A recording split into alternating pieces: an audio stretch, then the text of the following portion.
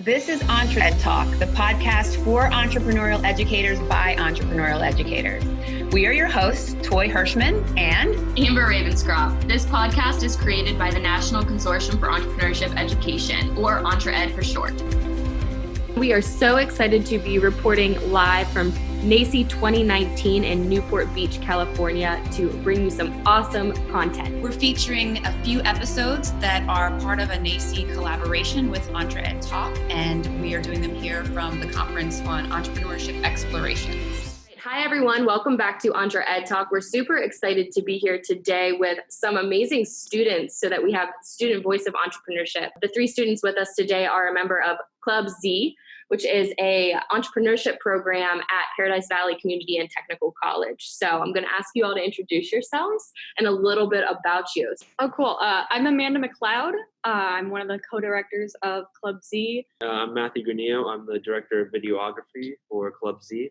Hi, I'm Ila Barnes, so I'm one of the directors of Club Z as well, and also the CEO for Z2Me. It's really an honor to have two co-directors. So maybe We have four. There's four. Right. Awesome. So maybe the two, Matthew, I don't want to take away your shine here, but maybe the two co-directors could explain what Club Z is. So basically what Club Z is, it's a social entrepreneurship club. What we do is we get students to take what they love and make projects, do it as a project that can help the community and the campus. For example, I love art and I'm really all about community. So what I did is I created this project. I call it the fridge because it's cute. It's a rolling magnetic whiteboard and it's decorated to look like a little refrigerator. And there's a little submission box and you can submit artwork and poetry every week. The new artwork is displayed. It rolls all around the campus. It's going to be like a fixture of the campus now. And so what Club Z does is it takes projects like that students create and we help them implement them on the campus. We get scholarships for doing it and we help you make connections, just everything that you need in order to pursue your entrepreneurship goals on campus. That's incredible. I love the idea of a little fridge rolling around. That's such a great idea. The Z2Me, it's I call it a sustainable platform for students to create published artwork that can be displayed on t-shirts like the one that I had here today. Because I saw that when I first joined here, because I started here as a graphic design major, there's not a lot of opportunities for students starting out to have published artwork. So by doing the Z2Me, before they even graduate, they have published work and community artists to support them as they go on. Very cool. Wow, where do they publish their work? Is it The Z2Me thing. So you have a platform that is it like an online platform? yeah, so they submit it and then we we'll edit it to Photoshop or Adobe, whatever we need to get it done. And then we'll have basically JPEG, and that art can be used either on various apparels like t-shirts or mugs or calendars. That's so great. And Ila actually designed the t-shirt that she is wearing right now that no one listening can hear, but We'll put a picture, folks. Yeah. That's awesome. Yeah. And I think that we'll kind of hear a common theme that I want to unpack a little bit later, but I want Matthew to have a second to talk about his passion that happened through Club Z. So My passion would be filmmaking, and I actually got introduced to Club Z from Karen. I had her in psychology. She was really just do whatever you want as long as it's creative. So for a project, I shot a mini documentary about the difference between cultural differences, and she saw that and she really liked it. She talked to me after class. She was like, "Do you want to be the director of videography?" And I'm like, maybe, because I was kind of lazy back then. So, but then I thought about it. I was like, it would be interesting to actually be in a club, because I never did clubs in high school or even in college until Club Z. that's awesome. And just so everyone listening knows, we did interview Dr. Karen Sada before this about Club Z. So this is a really good segue to go back to her interview to hear a little bit more about why that started. But we're excited to have student voice present. I think my question, Toy's going to ask one, but go ahead. And then I'm going to come back to one that I have.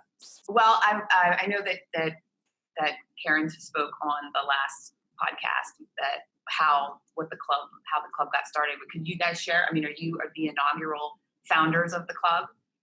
Or? No, there were definitely other presidents and people before us. I believe they're the most leaders that there's ever been this year. because like there were 4 of us who like none of us could decide like maybe you should be the leader. No, maybe you shouldn't. So we'll all be the leader.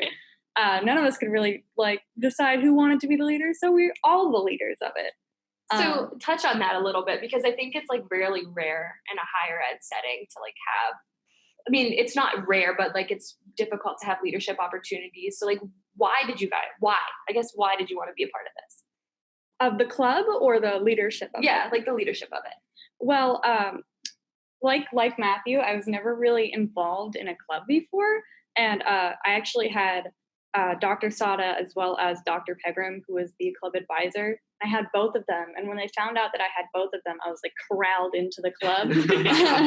It's a funny story. I actually, as soon as Dr. Pegram found out about it, he was like, "You're coming with me." And so we went on this big adventure, and where we snuck into the honors lounge during like guest speaker. We stole like some pizza or sandwiches or something because he wanted to give some to like some of the people who were at the Club Z meeting that was happening right then. And so we went in and we stole some sandwiches, and then we went back out, and he introduced me to everyone. And after that, I was like, wow, I love that. So I love stealing. I love food.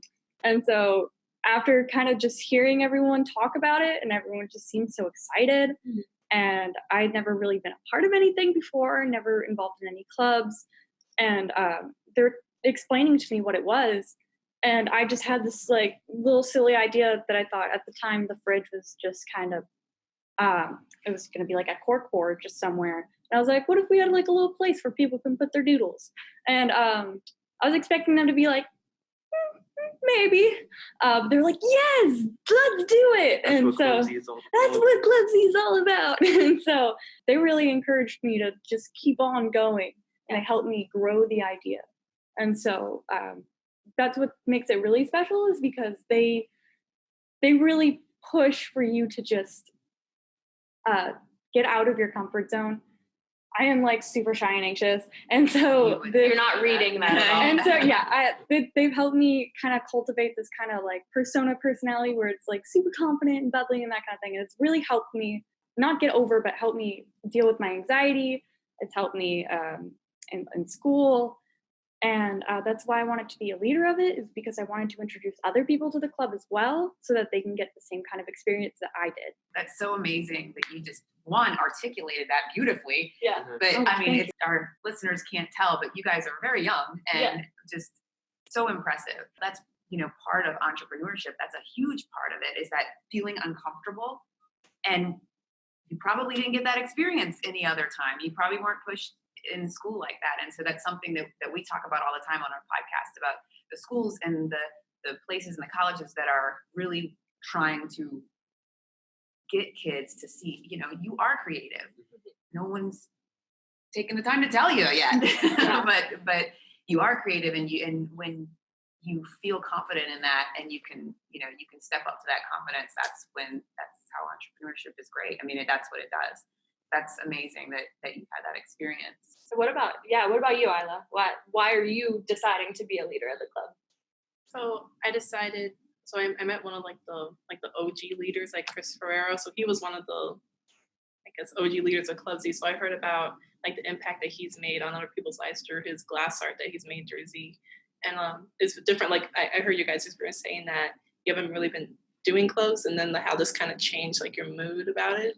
Like I used to do like a bunch of like clubs in high school, but it was just like surface level stuff. Like you do this community service, then it's done. So what I heard from like Club Z was like making more meaningful like opportunities for students on campus. And I just wanted to be a part of that. That's awesome. So we've heard community, meaningful projects, and food. I love that last one. Stealing food. The leading driver. I know, like, that's resourcefulness. He will argue that we did not steal it because it was there and it was free to offer. There was someone from a university coming to talk about the university, and so we walked in and just took a sandwich, and he handed me a pamphlet, and we walked out. And he's like, "That's not stealing. We went there and we took the pamphlet." And so I'm like, Did you guys read the pamphlet? No, I threw it away. But, he doesn't know that. But I think there's also a common theme, and I don't know if you're picking up on this, around like arts and creating entrepreneurship opportunities through an arts and our creativity kind of lens. How does entrepreneurship, in your opinion, fit into the arts world, and why is that important? Well, I guess like specifically like filmmaking, entrepreneurship is like a pretty strong thing to be like in the filmmaking industry, because it's just all networking and it's just all talking and selling your brand, or selling your idea. It's just based entirely on that. So I guess Club Z does help with like sort of being able to sort of become confident enough to sell those and become just very I think of a way to put it. Basically be able to just get confident. Yeah. And just grow. I think it's important because, oftentimes artists are like, they do it for the love of their art and they don't think about how they could then project that to a much larger audience. And I feel like Club Z is a perfect vessel for you all to have been doing that with the projects that you're working on, it seems like. Yeah. And I mean, if you think about it, any artist has to be an entrepreneur, or at least think entrepreneurially to get your art into the universe, and otherwise it's for pleasure, and that's great. But if you really want to make a career out of what you love, then you have to have that mindset. And that sounds like that's what you guys are cultivating in your club. It's really neat. The head of the film department at Scottsdale, Bill True, I actually talked to him, and he said a lot of people think like artists or like filmmaker types are like just like all about like the art side and don't know anything about like the financial or the production side, but it's like completely the opposite. Like they're the people who know the most about it, but this weird stereotype of like them just being like, oh, I'm just making it for myself, or it's all for me, it's not for the money. It's not really there. I like money. Yeah, I like money too. Yeah, you have to find like a meeting between like arts and commerce at some point. Like even like most experimental filmmakers understand that. It's a really good point.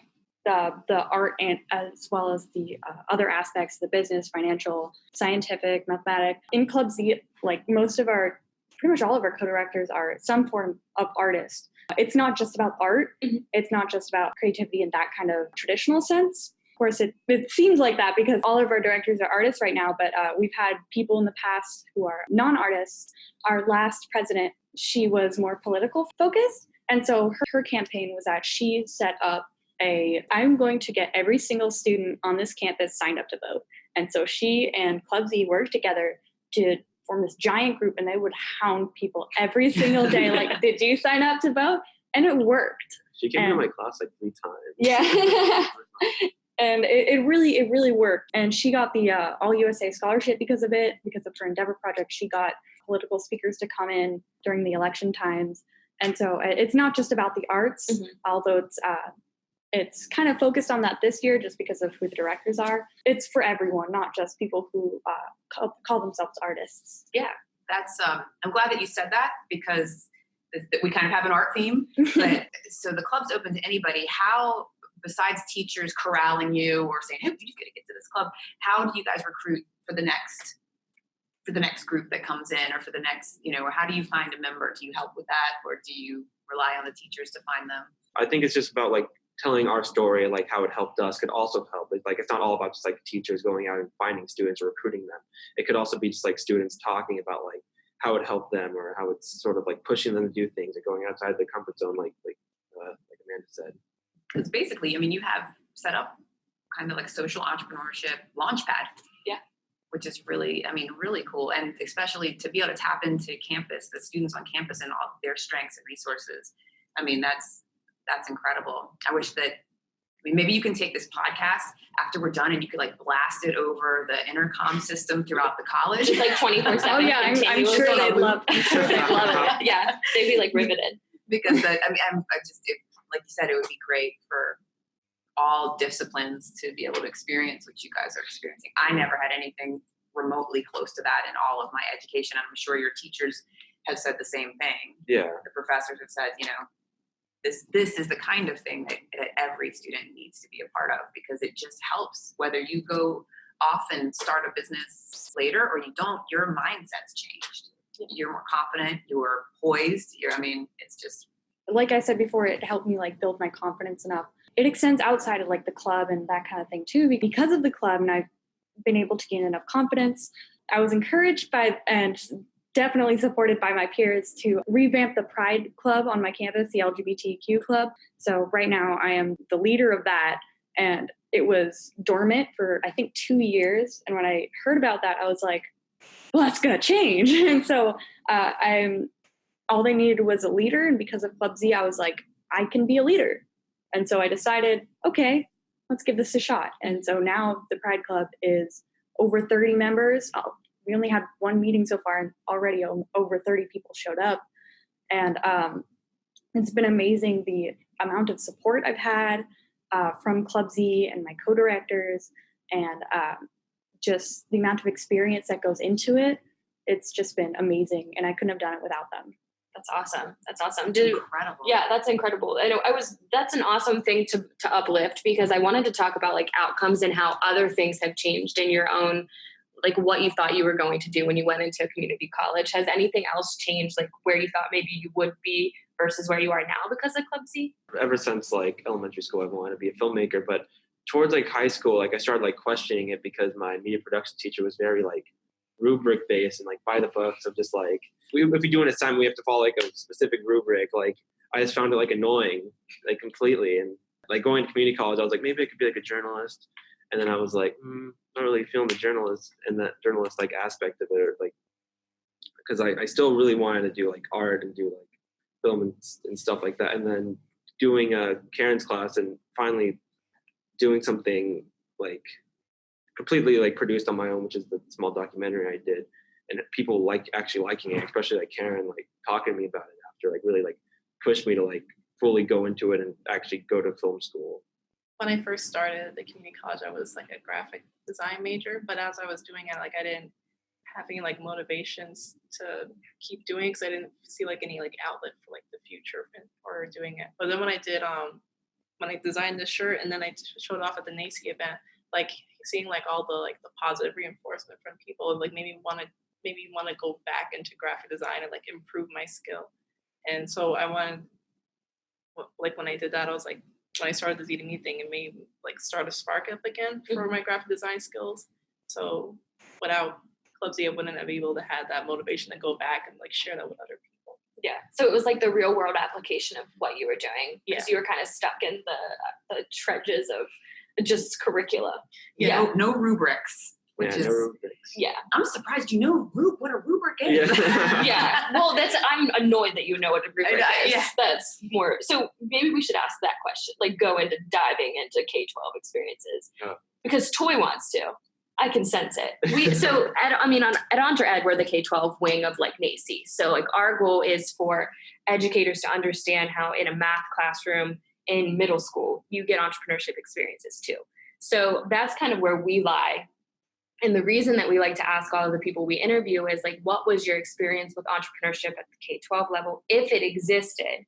Or what kind of, I guess our question is like, what would you have wanted during your K-12 experience that could have prepared you for Club Z and the experiences that you're getting now more? Well, you already touched on some of the issues in yours, but maybe if the other ones want to talk about like, what would have benefited you? Yeah, I believe it would benefit more if it was like in the curriculum, because I did DECA, which is like an entrepreneur thing, but it was like kind of like, here's my school, and then after school was DECA, so they never really mixed. So like when I graduated high school, it was like, okay, or how do I apply to that random side thing that I would do for like an hour at DECA to like my 12 years of being like in high school, well, 12 years being in primary school. I need to, Amber's looking at me because so we, that's it's a part and parcel to every single thing that we do, because we just feel like there's a malfunction, right? You love DECA. You love DECA. I had a DECA chapter in my school, but again, it was completely separate. It's like, okay, this is school, and then this is something else, and like that happens in math class, science class. Like there's no continuity, and I think for like in our mind, and you guys can tell me if I'm wrong because we really want to know, but even just adding that, okay, I'm in math, and so what am I doing here that could apply to social studies or history, and what am I doing in DECA that could apply to all those things? And so that you start to see where it fits in. So you're not leaving math class going, what do I need this for? I'm not going to be a mathematician. I'm not going to be an actuary, so, and there's so many kids because it's go to this class and then this class or go to this, and there's no connection. And I think if there was at least that, then, kids might understand what the possibilities are and why they need to learn things. And adding entrepreneurship, we think entrepreneurship can be added to everything. Gym class. Yep. We're not kidding. We got a gym class. Yes, we did. It's also like a lot of kids are just like trying or like memorizing things just to like learn them and just forget about them as soon as like they're done with the class. Me. Like, Yeah. Amber and I both were kind of good students, quote, I just did air quotes, everybody. Good quote students. But honestly, I crammed it in there enough to take a test and then brain dump afterwards. And I don't really think I learned very much. Now we know nothing. I'm pretty dumb actually. So, but I had good grades, so that there's a problem with that, right? Like,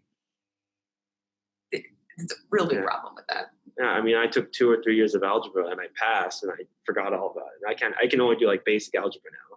I don't know, just completely just like got washed out as soon as I finished the class. Had you done a really cool entrepreneurial project that involved somehow, I can't come up with the example right now, but it involved some kind of entrepreneurship and experience, I bet you would still have it in there. Oh, yeah, definitely. Yeah, same with everything else that is now gone from my brain. I want to hear you talk a little bit, because how Club Z brought out your confidence in your leadership abilities, to me, it's a disservice to you that you had to wait till community college to have that kind of leadership. So can you talk a little bit about like your K-12 experience and student voice, and like what would have benefited you from a soft skills or like leadership perspective if you would have had opportunities? Yeah. So kind of in high school, I kind of suffered with like depression and anxiety. And I'm still kind of going through that right now. But during that point in my life, I really did not care about anything like out of school. I didn't join any clubs. I wasn't really a part of anything. I wasn't encouraged by anyone to. None of the classes really like cared. As long as you got a good grade, it really doesn't really matter what you did. They were just kind of like, all right, done, did it. Good job. Good student. But because of that, you never really feel smart. You feel like, it kind of makes you feel like an imposter, because it's like, I don't feel smart. But I'm getting these good grades. So when I went to college, I expected kind of more of the same. For my first semester, I kind of made a promise to myself that, okay, I am going to maybe step outside my box a little. Faking confidence is being loud and making jokes. And so I try to be loud and make jokes in class. Sometimes that goes well, and other times I get no laughs. And so I'm like, okay, I'll never talk in this class again. And so for the first semester of college, it was really kind of, the opportunity was there, but I wasn't really like ready or pushed to do it yet. Yeah. It was during the second semester of my first year where I was really pushed, but as soon as I got into it, I just like didn't want to leave, because it made me feel like I was a part of something, like something mattered. And it has been a huge factor in like putting my life on like an uphill instead of kind of just a downhill or staying in the same. And just because I owe so much to it, and to Dr. Sada, Dr. Pegram, they've been huge factors in my life for helping me kind of overcome my struggles. I've made so many friends because of Club Z. I didn't have like any friends in college, and all my friends went away. And so I was really feeling like stuck, like, okay, I guess I'm here. I guess I'll go to school. And then I would just go home and then sleep all day. But now I have something to look forward to.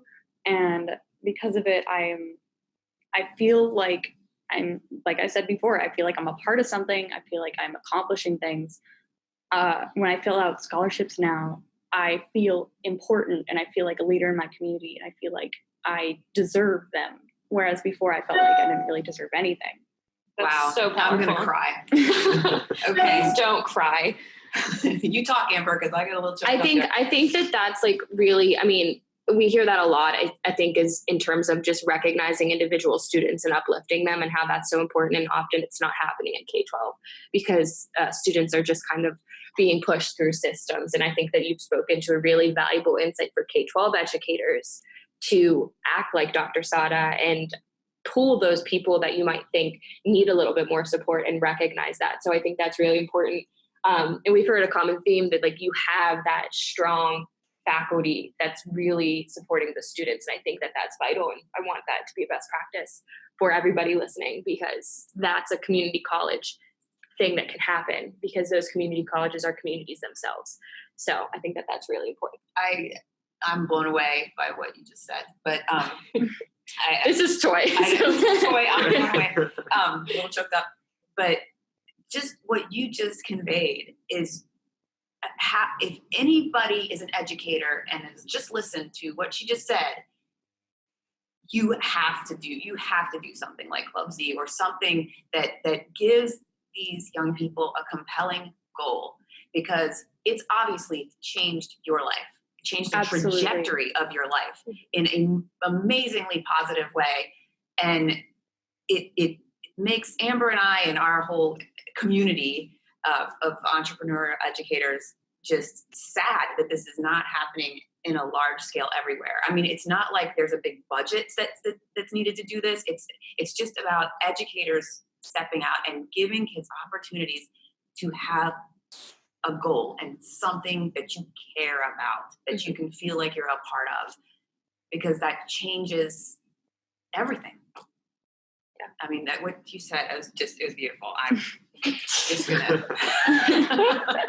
So we end our podcasts with, we usually have educators on that are offering advice to other educators. So I'll leave this up to you all. I would like you to give parting advice, and it can be to educators that you think they would need, or it can be to students that might be interested in this space. So if you all could give a piece of parting advice to one of those audiences, what would it be? I guess I'll give mine to students who feel like they don't have like a group or like a club similar to Club Z. It's basically go out and try to start it yourself. Go out and try to form a group of, I don't want to say misfits, but form a group of misfits and just try to change things for like every other student. Like try to like grow your creativity, or like what Club Z is all about, like grow your entrepreneurial like skills and abilities, just to be able to, use them in like a way that you see fit. I will add on to that, all of our Club Z material and our kind of like the whole brand, everything that, all the Z network and everything, it's all available like free online. I'm sure Dr. Sada gave you a link. If she didn't, I will give you one from her once I get it. Yeah. But all of the information that we have that we use to make the club, we're trying to make this like a widespread thing. And so it's all about, and so we have it all compiled so that anyone can use to kind of get started. That's not my advice. Yeah, no, that's good. That's a good best practice. So everyone listening, go check out, and we'll drop a link with this. But this is a great best practice for people that want to start this, and it's a great model. So we'll definitely drop a link to that. So who's next with the advice? I'll go. So I would say the advice to the students is that there are no dumb questions. So always keep asking why. So for example, we'd be saying, why don't we have a Club Z, or why aren't we having opportunities where we're engaging the students in our community so they can feel more involved? That's awesome. Yeah. No, I mean, so just from a generational perspective, we do a lot on like generational differences. I mean, this generation, the individuals that are in K-12 and community colleges today are so poised to change the world that I think that you're continuing to ask questions is so important for us to think about, because in K-12, we talk about this all the time. You get slowly, as kindergartners ask a lot of questions, middle school, not so much, high school, hardly any at all. So getting into that like questioning mindset is so important and really encouraging. I mean, there is no dumb question. I think that's really good advice. And for mine, I would say if you're a student and you kind of feel alone and you don't really have like a group or like people to go to, just know that there are always people that you can go to. And there's I guarantee that there are people on the campus and the community who want to do something like this. I know I thought that I was never going to, meet anyone who would like make me feel the way I do now, make me more confident, that kind of thing. And so even if you don't feel like you can, even if it feels like impossible, I've never joined a club before, and it's awkward, it's so important to make those connections and to just try and get out of your comfort zone and just go for it. Because as soon as you latch on, like, you don't want to let go. Mm-hmm. So that's my advice. Oh, wow. Thank you all so much. I have goosebumps. I mean, they're saying what we preaching talk to the about. choir. It's amazing. And it's amazing and also sad that you're just experiencing this now. I'm glad it's now because I didn't experience it till I'll tell you what age I was. But it's just such a powerful thing, and I think you guys have really conveyed that this, and it's not that hard to do, right? I mean, you just have to get a group of people together who care, and then with the group of people who care, you can do pretty much anything. Oh my gosh. Okay. And no, that was awesome. But we're just really appreciative of having, part of what we do at EntreEd is really encouraging student voice, and it's encouraging to see that happening at the community college level much more. And we hope that, but with our efforts, it's a trickle down approach that it'll start happening as young as kindergarten to get these experiences to students. So you guys are awesome, and you're going to change the world. Thank you so much for your time today. This was great. Thank you for having us. Yeah. Thank you.